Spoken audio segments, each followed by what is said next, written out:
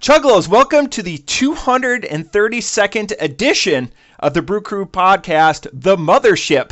As I've been doing a lot of shorts catching up on the crate of beer that JT bequeathed me when I got back. Unfortunately, he's not going to be on this episode as he's off doing bigger and better things. So if you're here for JT and you've gotten used to his tones and his vibrancy over the last couple of months, I am sorry to inform you he won't be on this episode, but I hope to keep you around long enough that you enjoy my dulcet tones going on. I've got a lot to talk about today, and as you're going to see, this episode is going up a lot earlier today because unfortunately when I tried to go to work today, my badge was turned off. So I had to email the right people, and all of them got back to me, and so they're working it. So hopefully this time tomorrow I'm sitting with a tie on and a little bit different type of chair in front of a different type of computer, working instead of sitting here trying to entertain the masses, the Chuggalos.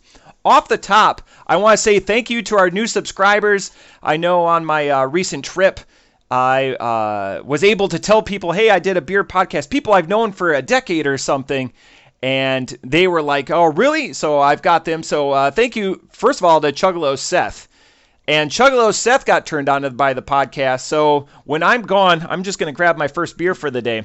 When I'm gone doing my JOB and other places, one thing I like to do is air crew trivia. And how I do that is before each brief, I have my air crew come in, and you'll see why this relates to beer in just a second. I want to get them both engaged and entertained in what I'm going to say afterwards. So try to always come up with something entertaining or an attention grabber. And my shtick that I've done, always have a gimmick, is what I've said for 5 years on this podcast, is I always do trivia. Well, it's not enough to have just trivia, because everyone wants to play trivia or do the competitive nature of trivia, but you got to have a prize at the end of it. And when I started doing this in 2014, I did for every member on the air crew, so our air crew is six individuals deep. I was like, when we get back to the United States, I'll buy a 6-pack of beer for everyone. And everyone, that started the competitive juices. Naturally, air crew, very competitive, very alpha centric, and I was able to do that. So 2 deployments later, I decided to up it to a case of craft beer for each individual. Again, that's 6 cases of craft beer. In 2019, when I deployed, I think my bill was like $160. And congratulations back then to Dan Tate. Or Tater, as we like to call him. He won and then split up the cases of beer between everyone in the air crew. So that was pretty awesome. Well, this year, it got hyper competitive again. Unfortunately, one of my individuals isn't stationed at my unit, so I actually had to use Craft Shack to get that individual their craft beer. So again, congratulations to Chuggalos Seth. I have to still get the other 5 air crew members that won their beer. They just happen to be off doing great things. So my first beer, I grabbed the wrong one. And this podcast is all going to be about happy accidents. So I went to the fridge. And again, if you've been watching the shorts, awesome, thank you. But if you haven't been, I've started stocking the crate of beer that JT bequeathed me. And I've done a couple of sours on the shorts the last couple of days. I took yesterday off. And I grabbed 2 beers out of the fridge. I didn't look at them. More so, I wanted to do a sour and then a non-sour because there was a lot of sours. And I just happened to grab 2 Illuminated beers. So again, a happy accident. One, that JT's not here. These are JT's beers, but I just happened to pick 2 Illuminated beers because if long-term Chuggalos will understand the joke in that the first 5 beer that we agreed upon, and probably one of the best beers that we've done in the history of this podcast, was Illuminated or Urban South 2 Levies. And it just happened to be on like the first episode JT ever missed. Because for the longest time, JT had the best attendance. JT was always going to be here. You could set. And then we started just getting busy in life, being more important in the things that we do. JT's hula hoop contest. I don't know if you knew this, but there's your first JT fact of the day. He's actually a recognized regional hula hoop champion. So you can look that up. Just Google it, JT hula hoop champion. So I have a lot of notes because I'll go slower. It's bright white, so gets washed out. So I just have to make sure that I cover all the notes. So I'm going to crack this. I'm not going to go with a starter beer because, it's earlier in the day. But this is Mr. Monk's Cream Ale. And I'm not surprised. I think this is a JT. JT did this one separately. So JT, you're going to sponsor the website review segment. And this comes in a pint can, which is always appreciated, and at 5.4%. When I was on that Craft Shack website, if you guys, again, fans will know, JT's always about Cali Creamin'. 3, 2, 1. Cali Creamin' from California. And Craft Shack had it on sale on their main page, so I sent JT that link. Hopefully, if he was able to buy some, the shipping price wasn't too hateful, because Craft Shack gets a little pricey when you start building like a crate. It's not like Tavor, and that was the beauty of Tavor. Was the beer was as much as you could, buy in that period was $15 to ship, whether it was one beer or 100 beers. And I really tested that out in 2019, the last time I did a Tavor box, because I think it was like 5 or 6 boxes ended up coming. So first impressions on the Mr. Monk, very subdued can.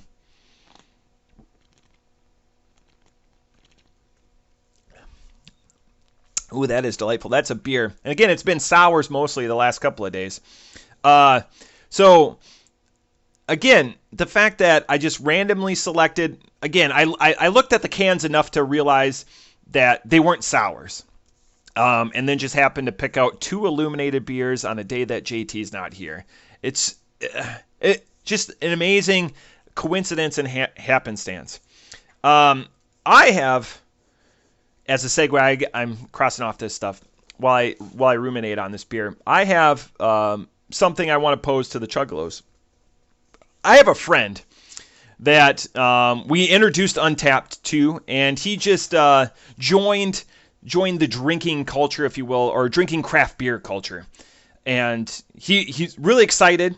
But here's my Untapped etiquette, because I've discussed this offline with a couple of people, but I wanted to pose it to the fan of Chuggalos. What are your thoughts on... So I'm drinking a beer with a friend. Let's say I'm drinking a beer with JT. I even brought it up last week on episode 231, where I was excited to tag JT in a beer on Untapped with me because we were drinking together, or like a beer that you've given someone. So in this situation, I think that is a responsible tag, or having the individual join the foray. So I have another friend that we've drank 3 or 4 beers together over the last, we'll say, year. But now that, we're 5-6 states away from each other, he tags me in every beer that he checks in. But I'm not there. I didn't bequeath him these beers. I didn't tell him anything about these beers. So it's a little odd. And the only reason, normally I wouldn't say anything, but my phone, it's like, oh, you've been tagged in a recent check-in. Okay, neat. But if I go to like my beers or whatever, then I have to, sort through like what I've been tagged in, because really I like Untapped for documenting what I have had. The podcast is easy because I have the spreadsheet, which I have right in front of me, which is awesome on these 2 beers because JT's already had them. I'll be able to compare my scores with his. But 2, is it like FOMO? Like, am I, wish you were here type thing? Or is it the opposite thing? Like, oh, look at this great beer that I'm having. I don't know. So maybe I didn't phrase it or structure it right, but I'm just trying to come off. It's something. So in my response to this individual, and this could be a little heavy-handed or whatever, I just unfriended them on Untapped. Because it seems weird. Like, I don't want, like, get up and, here's the sweet beers you've had. Again, it's different if I gifted you or it's a monumental beer, something. But when it's like just a ho-hum, it's not like Bud Light or anything like that. But I don't think it's to drive conversation later. I think it's not. I just don't see the value gained there. So I really want to know your guys' opinion. Just put it in the comments below.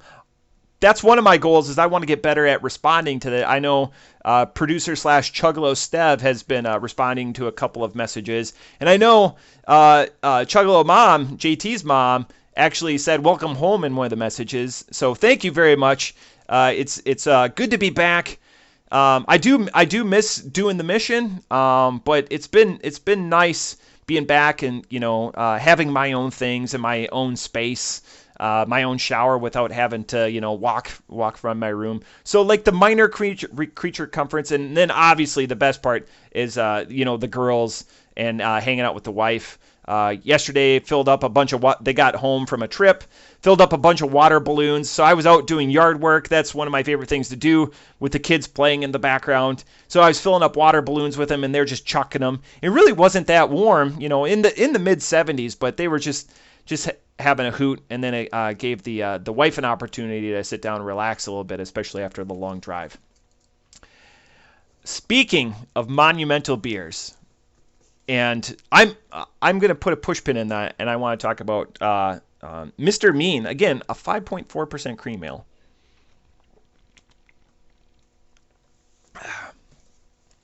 What an easy drinking, relaxing type beer.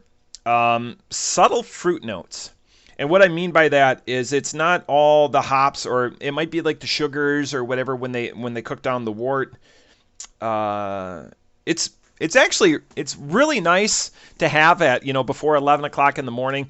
I don't have anything to pair it with in front of me, but it's interesting how easy of a drink this is. And JT and I often wax and wane on about building beer opportunities with our dads. Or the older, more experienced individuals that we choose to hang out with. I think this is a beer that would do that.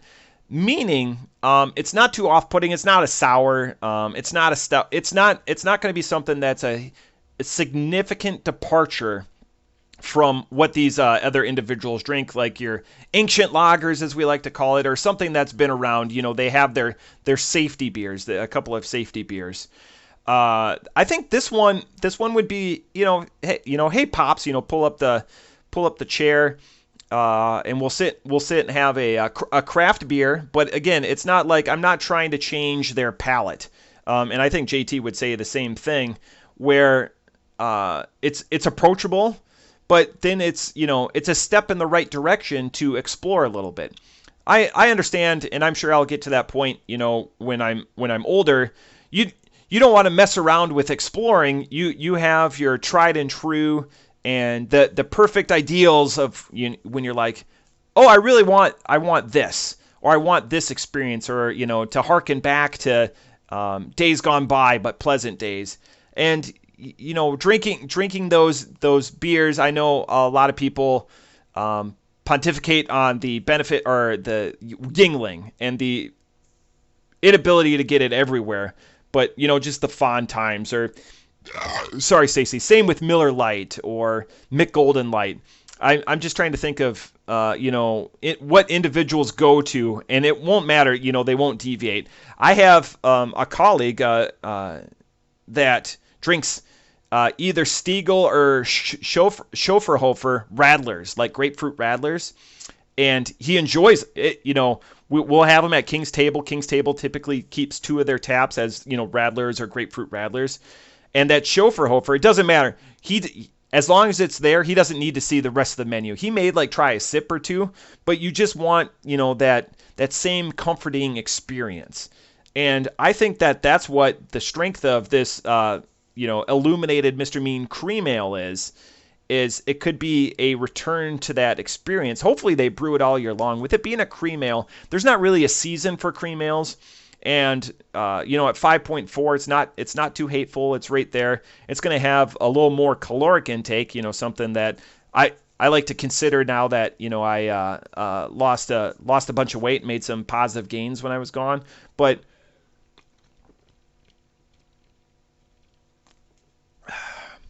that's a benefit of having a partner there to fill that dead air when you're drinking. yeah, that sweetness just rides through, subtle sweetness, almost like a grain belt primo.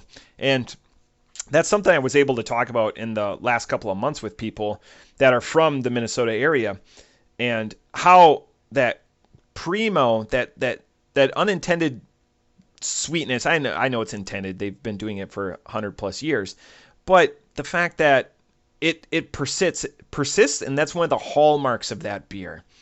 And this would have the opportunity. It's not as sweet, but those sweet grains, and that are often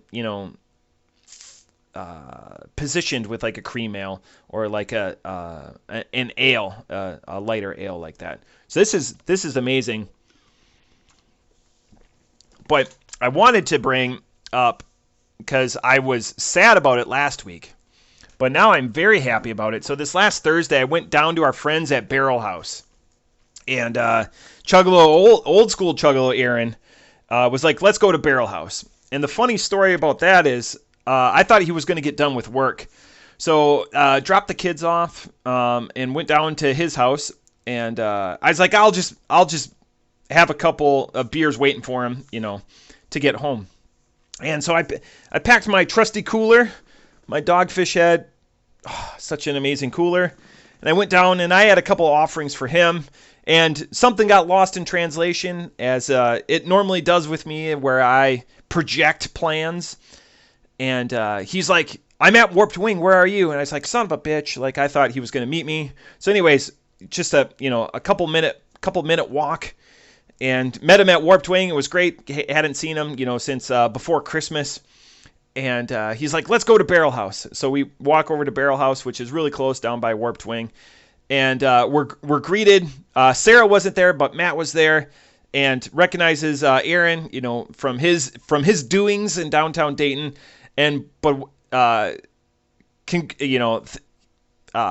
recognized me, and that was awesome. That was a fun joke. But what I recognized was they had 7 bottles of a beer that I didn't think I could ever get in Ohio. Dogfish Head, 120 minute. I just talked about this on Monday. I was like, and this is the Aged in Utopias barrels.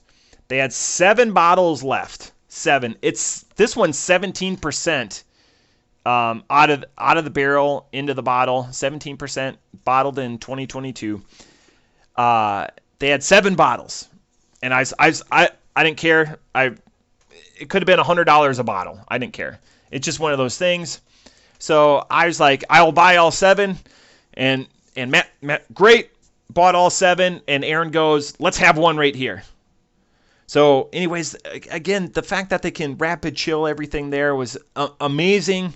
Went outside, super sweet, and it hides the 17% well. Again, 17%. I can't imagine how that's going to age out, and how it's going to change even from 120 minute. But it makes me more excited to get a hold of some Utopias when I do, because this is an amalgamation, one of my favorite beers. The reason why I got this as a gift, the Dogfish Head, because of my affinity and my desire to have other people buy my 120 minute. Of course, I pay them back. But the big news is it's widely available. So I commented on Untapped. This is a positive Untapped comment. Perfect beer. And then Chuggalos Dev reached out and was like, "Oh my God, where'd you find it?" And I said, "At Barrel House." He actually went to, I think, Dorothy Lane Market in Centerville, and it was available there. So again, it's out. I know it's at Pat's from the Dayton Beer Geeks group. So I know it's just right at Hall's Corner Store, but affectionately known on this podcast as Pat's, because Pat's the main purveyor and buyer. So again, the fact that, what an amazing development that's readily available at multiple locations in the greater Dayton area and Ohio at large. Speaking of Pat, and when I was at King's Table, so I was at King's Table, I was meeting up with a colleague who was 45 minutes late. And if you know one thing about me in bars is I like to get there early, But within 5 to 10 minutes, I hope that my date or my accompaniment or whatever I planned on being is going to show up. So I have no problem being early, but 45 minutes late. So then I started questioning. At about a half hour in, I started calling the individual. I was like, hey, do I have the wrong day?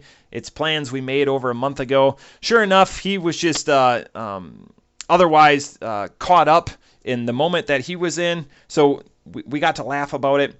But while I was talking to the bartender, my favorite bartender in the entire world, Chuggalo Tam Tots, because she brought up the podcast again, her and her son were talking about beer. And I think it was a grain works because they make the brown note. So we talked about brown note, which is the person shitting their pants. We did it on the podcast years ago. And we were talking about ordering beer. And I brought up, Barrel House. And she's like, oh, yeah. I'm probably going to go down there tonight. And then she's like, you know what? I'm just going to call Pat up. Pat's kitty corner from King's Table. And she called Pat up, and Pat looked up his orders and was like, the beer that you want, again, it was a Grain Works, lime, coconut, something really funky groovy. And he's like, yep, I'll put four packs of it for you off to the side. Again, just to have that relationship with somebody. And I understand that they're in the business or the nature of making money. But the fact that you have that customer service and you know that it's going to be available on Friday. I know before I left, when Pat would get something in that I would, that he knew I would be after, whether it was a Fruth or a specific 450 or something like that, he would just shoot me a message on Facebook. And again, the one time I was there within 8 minutes. Like I was just sitting here at the computer, thinking about what I should be doing on the podcast or whatever. And he's like, hey, we got that beer in. And I was like, boom, there. Because I'm terrible and I know, but a good customer for him because I always end up buying other stuff. I was going to, after the grocery store, go there today to see if they had any more of the Utopias barrels because the rumor was, as of Saturday, they still had a couple of 4-packs left. So maybe at the conclusion of this recording, at the conclusion of this podcast, I head over there, and then I'll maybe throw that in the comments because this is going to take a little bit longer to upload this video. So that was awesome. But best news, and again, seeing good friends and being able to share monumental beers. So with people that you care about, and we're partially turned on by craft beer outside of a couple of things. I remember my first 120 minute was with Chuggalo Mikey, and I didn't have it, and he had it at that time, and I still love regaling in this old story. But we were at a place in Eau Claire, and he goes, maybe we should split that bottle. And I didn't have it. I didn't know how it was going to affect us. I was like, no, fuck it. It was a positive time in my life. I was excited to be there. And I was like, I'll buy you one. I'll buy myself one. And, a price point, I think is $14-15 a bottle when you're buying it from a reseller, if you will. Completely worth it. And then our second bottle, we decided, and if you guys follow us or follow the beer world, the brewery was our second bottle. And the brewery is known for their beautiful 750s. And when I say the brewery, I mean BRUERY. Again, I wish I could do share screen, but it's the 750s. They're known for their monumental stouts, their fermented sours, and their experimental series. So in the last week, I just found out that their Reserve Society for 2023 is open. And what do I mean by Reserve Society? Well, for the low price of $325, you get 12 bottles of your choice shipped to your house. Again, of the 750s, where these price points are anywhere from $15 to like $30. Some are even more, like the Black Tuesday. Or you can get exclusives. So this is something I'm vacillating on buying too. Because again, the problem with having beer shipped is if you're not home, then it goes and sits somewhere, and then it becomes a hassle. I wish, I've said this before. I wish we could have a standing agreement with these delivery services. I understand the legalese and the legal beagle thing of having the ability to, do that, because what if kids got a hold of it? But again, they have 35 this year, and you can find out more at the brewery, BRUERY.com, and then just look for the Reserve Society. But they send you special glassware, which is, isn't a thing for me anymore. I already have too many glasses. I give JT a lot of glasses. But, they have society-exclusive events. And again, your choice of, barrel-aged stouts, experimental ales, and sours, 15% off other stuff. And then, again, the 35 exclusive society member beers. Again, if you use the code Cheers10, and I have no kickback on this, you get 10% off on this. But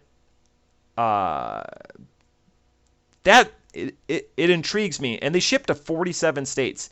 The only ones they don't ship to are Hawaii, Alaska, and I forget the fourth one. Or the third one, sorry. Math in public. But so the saturation or ability to reach out to get that craft beer, I think I've talked myself into it. But again, I really like, so anyways, Chuggalo Mikey and I, for years and years, we'd always try to one-up each other with the brewery bottles. And again, I know we've all seen them, but the 750 that has the punt in the bottom. That's all my current events that I have. Wow, that's a lot. I thought I was going to run out of things to talk about. I have to get to this and to the second beer. So anyways, I want to go off the top rope with this beer.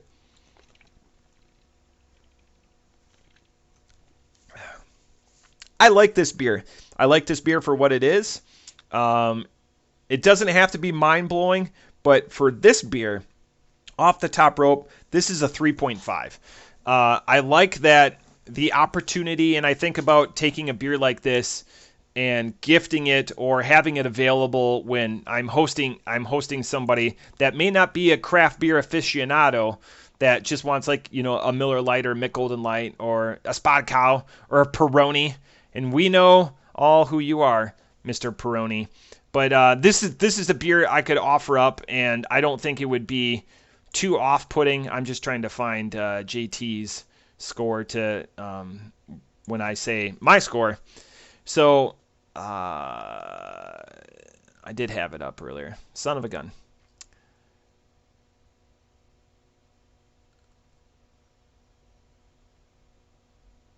Now I gotta find it, Mr. Monk.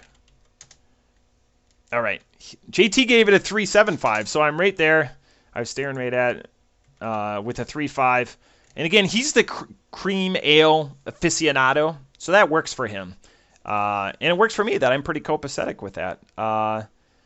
Again, I think I painted a good picture on when this beer would be a good one, even for the biggest craft beer individual, or for guests, or an opportunity like when you bring a bottle or can share going over to someone's house. So if you can still see it, as JT originally had this beer in early January, so I'm guessing he got it when he was back home because it did come from Illuminated.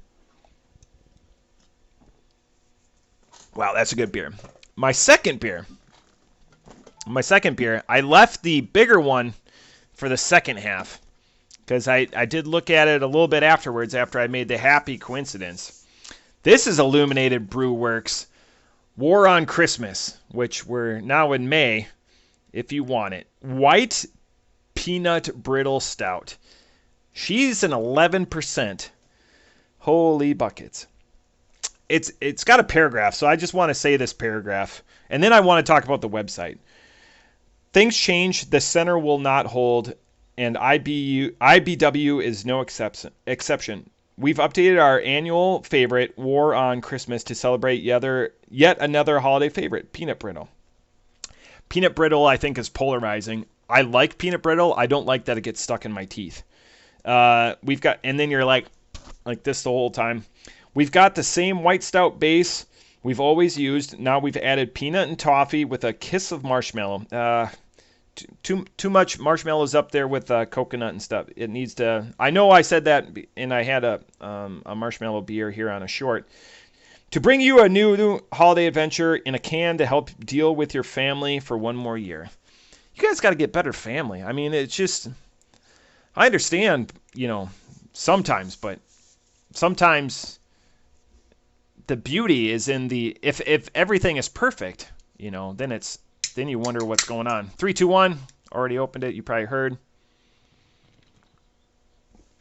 That nose is holy, I mean, this nose is one of the top 5. It's peanut brittle. Like, man, it's incredible sometimes how apt brewers can be on just getting that. It's like they liquefied peanut brittle and just, again, liquefied it. That is, like, you just can't do it any better. Wow. Okay. While this is going to be a tough one. While I ruminate on this, I want to share with you their website, because even though we've done Illuminated Brew Works, or Illuminated, aptly called on this pod, a few times, I've never been to their website, or at least I can't remember. So you can find out more about it or follow me there to ibw-chicago.com. So, or a dash. I don't know what the kids are using. It's like when I was gone, I was using Octothorpe a lot, and anyone under the age of like 26, 27 was like, what's an Octothorpe? So then I started doing this. I think you guys call it hashtags. And then I sit down and reside in my being a 40 and over group. So just pretty plain website. And you would think with like Illuminated, how avant-garde they are with some of their selections and their choices, that there would be a little bit more liveliness to their website. But they talk about the cult. And so when you click on the cult, or as it says up in the URL box, the team, and it says, remember the salad days of the 1970s? Muscle cars ruled the road. Quaaludes were in the pockets and mouths of every good American. And it seemed like every day there was a new cult with a new way to find your brains and the way out of the beige boredom of your stead life. It's interesting. We hear about all of this, the 70s. A lot of my mentors and people that I care about in my life, that was like when they would pitch their tent and say, we grew up in the 70s, or at least the later 70s, early 80s, or whatever. So they paint this like Quaaludes and Pocket, all of this very colorful history. But then those people now drink cream ales and Miller Lights and Peronis and all of that. But don't drink like the craft beer that you would associate with Quaaludes and psychedelics and all of that. So it's interesting. And I said earlier about how you want to remember times past, where I don't think you would reach after this war on Christmas, but you would reach after beer that was readily available, like Schroes or a PBR, Milwaukee's Best. All of the Schlitz, Grain Belt, all of those good ones. So it's interesting. Maybe they burned out their taste buds and their brain receptors. That would be something, for the generational gap, because I know the fandom on this pod. We span 50 years for, and that's awesome. It just shows the reach and capabilities of JT and myself when we have the ability to reach out and drink beer and talk about it. Man, this is, if you love peanut brittle, this would be totally your beer. Yeah, I don't know what you could say. It's a lot thinner, being a stout at 11% is interesting because it's actually rather thin. It doesn't have a very high viscosity to it. It doesn't coat the palate. That toffee and nut taste stays in your in your palate, but the viscosity, there's nothing there with that. So it's a lighter, pleasant drink where like you can only eat so much peanut brittle because those sugars and those caramel and that toffee or whatever, it's going to fill you up. Sorry, Stacy. This though, this is dangerous because I don't feel the guilt of drinking something heavier like a porter or whatever, because it goes down so easily at something about half the ABV in it. And again, I understand that vodka and bourbon, all that stuff is rather thin, but typically when you get into these heavier beers, there's a lot more adjuncts in them that increase that viscosity, increase that mouthfeel, that make that beer more fuller or more voluptuous on your palate. This is not the case. This is quite the delight. I think I'm kind of in a race to drink all of these ones that JT bequeathed me, because I don't want them, like some of the sours that I've had in my personal collection since I've been back. I feel like they either weren't the way that I remember them, or maybe my palate has changed, or I'm just trying to get reacclimated. But this one, this feels it's the way that was intended when Illuminated Brew Works put it into the can. And if this is their annual series, I'm sad that they're abandoning this. I like that you continue to push the envelope, but sometimes you just want your bands to play the hits. This is a hit. Again, I would choose this, like, again, the peanut brittle, because you have this. This is all of that peanut brittle without having to pick your teeth and to deal with the sugary excess. Because really, I'm after the nuts in the peanut brittle. You can't, you could put floating nuts in this, I guess. Or, legumes. I guess peanuts are technically a legume. This though is a true delight. I bet that sweetness is because it's a white milk stout. Thank goodness the marshmallow doesn't come through, but I'm wondering if that's a way to cheat that sweetness into the can. Anyways, this is a pleasant delight. Off the top rope, I don't see how I can't give this a 5. I'm sitting here, grinning like a doofus the entire time that I'm talking to everyone. Yeah, this is a 5. This is a delight in so many different ways, even at the ABV point. So you're probably only going to be able to have a couple of these, but if you spread them out during the holiday season or gift them to somebody else that either likes, stouts or peanut brittle or just a holiday, it's very festive. It's festive in that it doesn't go into like the Christmas spices or the herbaceousness of, other pine or anything like that. This takes one niche that's always available. It's always available at the Christmas Eve at my papa and grandma's house. There's always peanut brittle available. It's a generational thing, but I think, no 5-year-old goes, I want some peanut brittle. But as you come into your teens and 20s and 30s, that's when you start enjoying it. And obviously that persists through, make sure you have your extra Polident or Fixodent on to make sure those dentures are on. Otherwise, it'll pull your teeth out. Yeah, this is a perfect beer in what it's meant. And I have to give it its just due.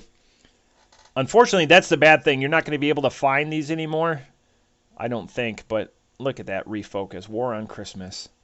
Gosh, if we see that again, I'm just going to have to, give JT or Chuggalo JT's mom money. And I'm like, hey, whatever you see for that, I will just PayPal. I have Venmo now. I had to get Venmo for a thing. So it's an interesting series. I can't wait to see what they do next. As long as it's not like Christmas Cookie. Go with something niche. Commit to something that people identify with. In my family, there's 5 or 6 different Christmas cookies that everyone's favorite is. My grandma, sorry, Stacy, bakes 16 to 17 different types of cookies. She starts sometimes before Thanksgiving, but she'll start at Thanksgiving and she bakes for weeks.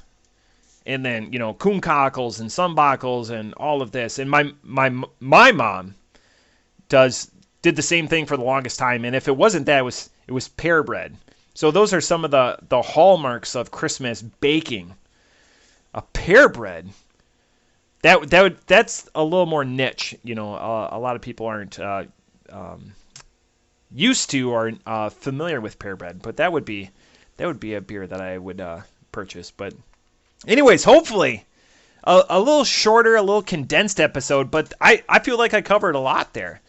Hopefully you find this entertaining. Hopefully JT and I know this is our a pause in both of us being together, but we've got a couple of weeks coming where we don't have any interruptions, and then from there we'll go to a random assortment of fun, which is typically the beers that we choose to be on the pod. So I hope this finds you well, and if it doesn't, just grab a beer, and you can always clink with someone else. Cheers.